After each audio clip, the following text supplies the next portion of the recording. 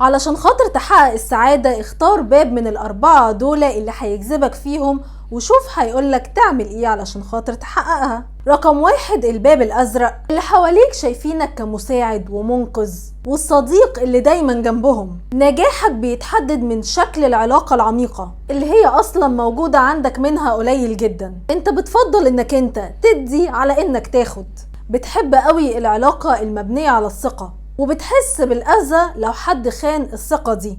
الباب ده بيكشف عن أمان داخلي وثقة ما يعرفهاش كتير. انت جدير بالثقة وصادق ومخلص، بتكره المواجهة وبتفضل صنع السلام على القتال. ميال كده انك انت تعمل لنفسك قشرة صلبة وتستخبى جواها، بس انت بتتأذى من أشخاص ما يعرفوش كده ان في جانب ناعم عاوزه يحوطك بالحب والسعادة. بمجرد انك انت تلاقي السعادة دي ساعتها هتحس بالسلام الحقيقي. الباب رقم 2، باب البومة. انت فعلا فريد من نوعك وفضولي، وده واضح من اختيارك للباب الوحيد اللي مفهوش لون مبهرج. الجميع عارف طاقتك الجميلة واستقلالك والتفاؤل كده المحب اللي بتخليه موجود. انت بتقدر العيلة والأصدقاء وبتهتم بالأشخاص اللي ما بتعرفهاش. عندك كده قلب كبير والناس بتحب تقعد معاك، وما تنساش تعملي قلب كبير. مرح وودود والجنس الآخر بينجذب ليك، مع انهم مش بيبينوا مشاعرهم اتجاه جمالك وثقتك بنفسك. اختيارك لشكل البومة بيشير انك انت شخص بيستمتع ان هو يكون البطل،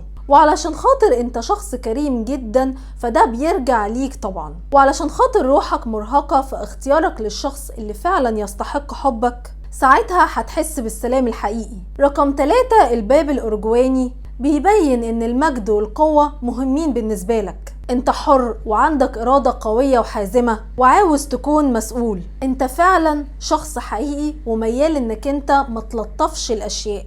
الامر ساعات ممكن يكون مخيف للاشخاص اللي هي مش عارفاك، بس انت عندك قلب طيب وقريب جدا من القلة او الحبة القليلين اللي موجودين في حياتك، اللي عارف ان هي تستحق حبك ووقتك. انت قوي وغامض وحسي، انت عندك كده كل شيء في الحياة. انت واثق من الاشياء الجيدة في مستقبلك علشان انت شايف انك انت عملت بجد ودايما متبع القواعد الصح. حتى لما الامور بتبقى صعبة ابتسامتك على طول موجودة، وبغض النظر عن قد ايه الامور ممكن تكون صعبة فانت محتاج انك انت تبص كده جوه نفسك وتلاقي القوة والعزيمة للاستمرار. بمجرد انك انت تلاقي القوة دي ساعتها هتحس بالسلام الحقيقي. رقم 4، الباب الأحمر. شخص حيوي وشعبي وعندك كتير قوي من الطاقة. انت ميال للتنافس وبتحب كده المكافأة لما بتعمل حاجة كويسة، وبالرغم انك انت عندك طبيعة عدوانية الا انك على الارض وعارف ان مساعدة الاخرين حاجة مهمة جدا. الاخرين بينجذبوا ليك بسهولة علشان انت متفائل وبتحب قوي الضحك والمرح. انت دايما بتعرف تصنع صداقات جديدة. انت شخص دافي وايجابي مع الاصدقاء والعائلة. الاحمر بينشط وبيغير مشاعرنا وبيدفعنا ان احنا نعمل فرق في العالم، وهو ده اللي انت بتعمله بالظبط. وعلشان خاطر انت افضل شخص او الشخص اللي بيضحي علشان خاطر الاخرين فده ممكن يستنزف روحك خالص. بمجرد اختيارك للي يستحق حبك فعلا ساعتها هتحس بالسلام الحقيقي. قولولي في الكومنتات اخترتوا ايه.